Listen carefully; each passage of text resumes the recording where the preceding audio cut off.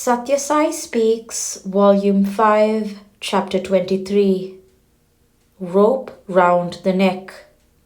This land is the Karma Kshetra, the land where all activities are sublimated into sadhana, spiritual practice, and the goal of merging in the Absolute is ever held before the particular, individualized man. But this land has started pursuing the mirage of sensory pleasure and worldly happiness, forgetting that only spiritual success can give peace. Though people discover soon that no one can be fully happy by getting rich or becoming an expert in any science or master of any art or building up a healthy physique, still they seek happiness through these means alone.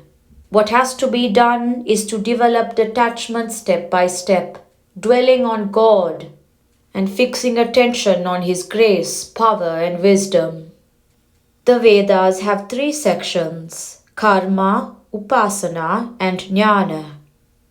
Karma, or activity engaged in with a dedicatory attitude, regardless of the benefit it may result in, builds up purity of mind. Upasana, or systematic worship of God, contemplating on the glory and splendor of His manifold expressions, equips you with the concentration. These two lead to a clear grasp of the reality, that is to say, you acquire jnana, spiritual wisdom. The veil of delusion drops and glory stands revealed. Now, these 3 are neglected and even scoffed at. Know that no object is per se pleasing or joy-giving. It is you that find it so. The joy is in you. You pour it on the object and ascribe it to the object by the trick of projection. If an object itself is capable of producing joy, it must be welcomed by all at all times and places. This is not the case so far as any object is concerned. The joy is only projected on it by the mind of the individual. The innermost core of man is pure. Delusion has to die, then only does the cycle of change end. Then only is man liberated from the bonds of birth, life, and death. Call it Sayujam, reaching the goal or merging in the absolute or universal, or Brahma Sakshatkaram, or Aikyanusandhanam, becoming one with the infinite. The names may differ, but the finish is the same. Every mortal must attain immortality, for he is Amritsya Putra, a child of immortality. That is why I dislike people condemning themselves as sinners, born in sin, living in sin, fundamentally sin itself. I always remind such people that it is treason to their inner reality to heap such stark falsehood upon their own heads. This becomes clear when you addressed any one of these people as, "Hey, sinner." They will turn around in anger and threaten you with hard pounding. Why? Because that word, sinner, wounds their innermost core, which is Nirmala, Nischala, Nitya, and Nisvarta, pure, fixed, eternal, and selfless. If you hit a tamarind fruit when it is green, the seed too will get the impact. But hit it with a stone or hammer when it is ripe, the seed will not get hurt. Be like the seed in the ripe fruit. Feel that you are unaffected by the blows of fate. When you get the jnana that you are not the body, deha, but the self, dehi, then no blow can hurt you. The Shastri versed in Vedas spoke of Yama, the god of death, having Kama and Krodha as the leader of the army with which he attacks mankind. But Yama is not an identifiable person riding on a buffalo with a noose in his hand for roping in the souls of those whom he wants to drag to his realm. No, the god of death is called Kala, time. Time is the god of death. Time knows no mercy. When the time is over, you have to leave. Each day your span is shortened by 24 hours. He is as omnipresent and omnipotent as time. He does not run a rope factory to drag into his home all the millions who die.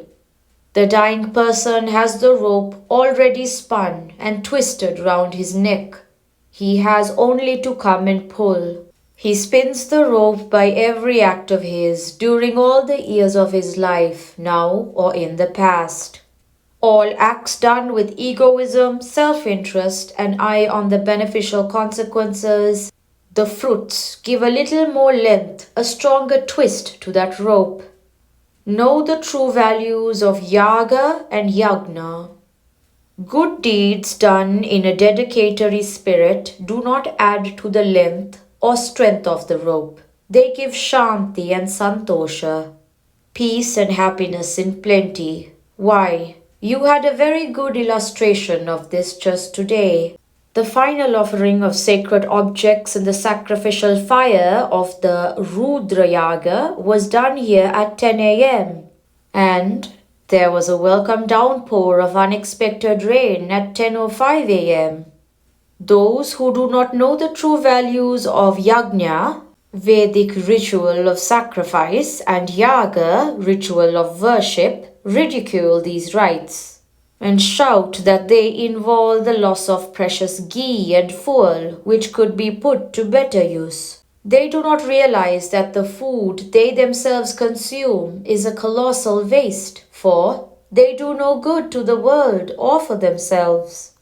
Their cigarettes are a waste, indeed, a dangerous waste. Their bush coats, the films they saw, the hours they listened to the radio are all waste.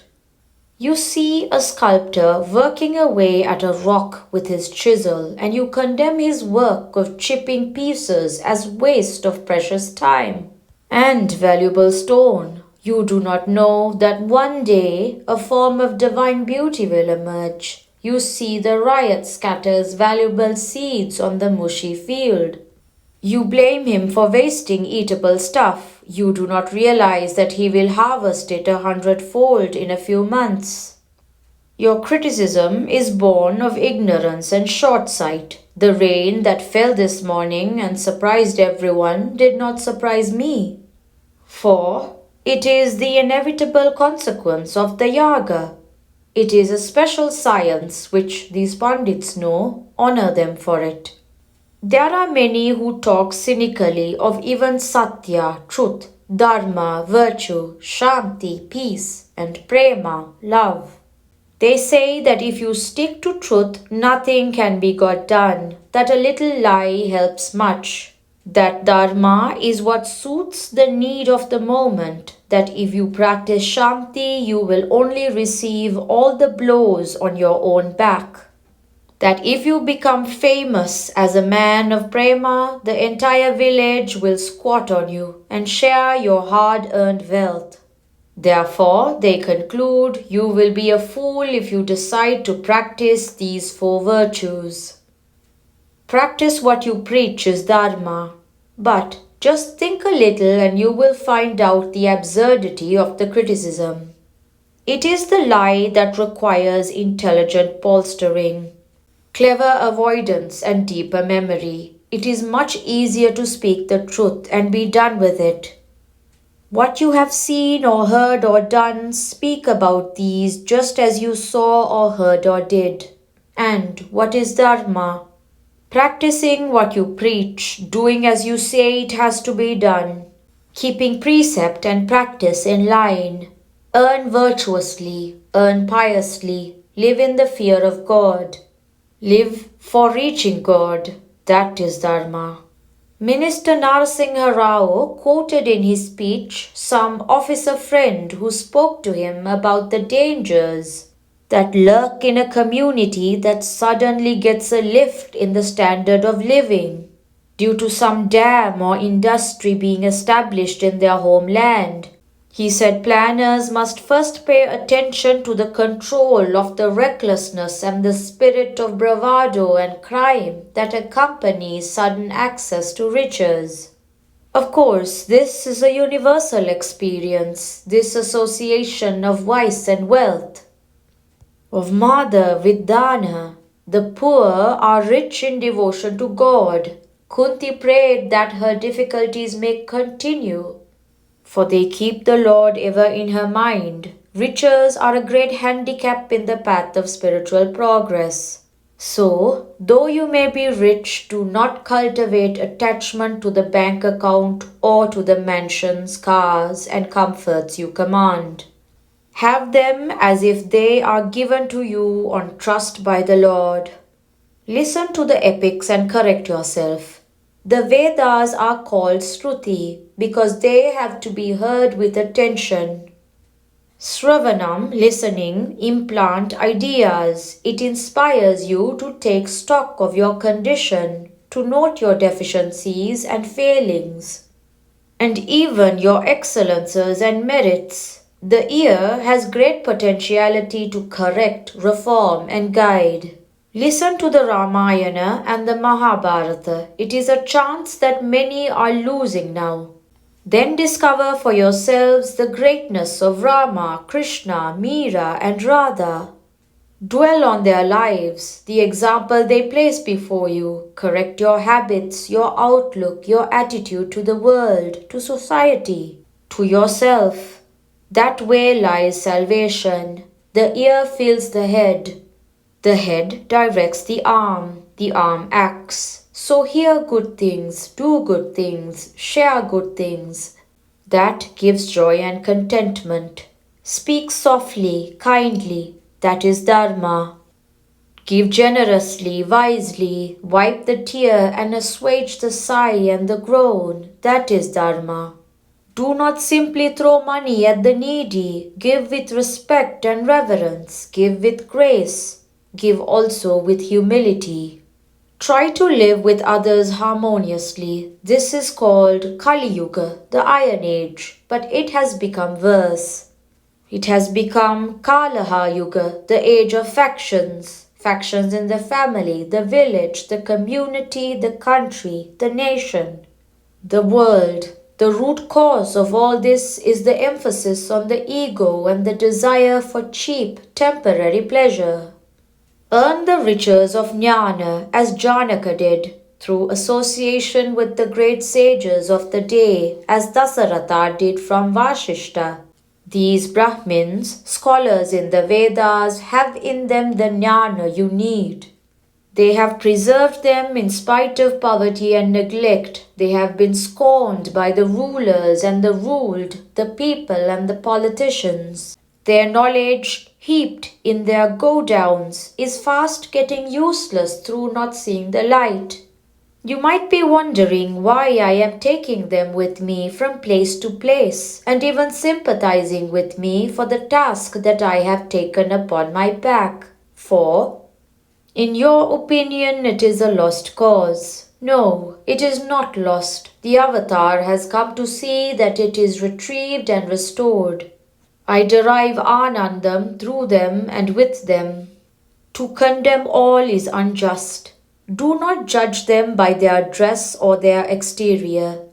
There may be among them a few who do not live up to the high standards they profess. That percentage is like the few small stones found in a bag of rice, small in quantity and easily recognizable. Do not condemn the clouds which shower sheets of pure water, because after it falls to the ground, some water gets dirty. To condemn all is unjust, untrue, and unkind. Take my own instance. I never exult when I am extolled, nor shrink when I am reviled. Few have realized my purpose and significance, but I am not worried. When things that are not in me are attributed to me, why should I worry? When things that are in me are mentioned, why should I exult? Sai ki sarvamu. Yes, yes, yes. For Sai it is always yes, yes, yes. If you say yes, you are the Lord, I am the Lord to you. If you say no, I am no to you. I am Ananda, Shantam, Dhairyam. bliss, equanimity, and courage. Take me as your Atma Tattvam, reality of Atma. You won't be wrong. Resolve from this day to see only the good in others, to develop the good in yourselves. That is the best sadhana. Discard anger, hate, envy, and greed. Do it by dwelling always on the name that summarizes and signifies the glory of God. Nurturing anger and hatred in the heart is like carrying a pot with many holes for bringing water. Foster depositories of ancient wisdom. During these days when I am going about in the East Godavari district, people have witnessed the devotion and sincerity of lakhs of men and women. Spiritual thirst is present in a large measure. The tendency to run towards the divine is here. It is latent but strong, just as when the showers of rain come, the bare plains become green with grass.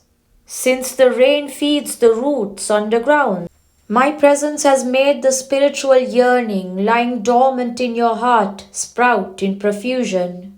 That yearning has made you ignore the importunities of hunger and thirst and given you great joy and contentment. Foster these repositories of our ancient dharma and wisdom, the Pandits. You run to them only when you need a priest for marriage or other ceremonies. You never care whether they are fed or clothed, whether they have enough opportunities to study the scriptures, to teach their children, to live as teachers and guides of society. Honor them, make full use of them. Rajamundry, March 30th, 1965. Life is just a chance to see for yourself your beginning and your end. Sri Sathya Sai Baba.